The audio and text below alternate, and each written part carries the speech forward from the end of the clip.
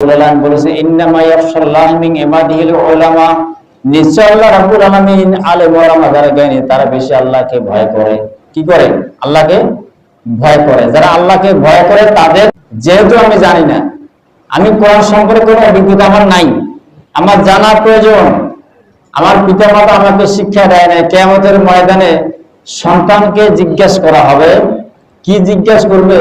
যে তোমার সন্তান নাম রেখেছেন আপনি আকাশ।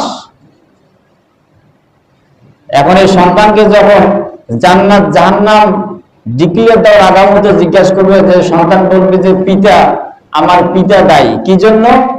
যে আমার পিতা এই জন্য দায়ী, আমার ইসলামী সিস্টেমে নাম রাখতে পারত, তিনি রাখেননি।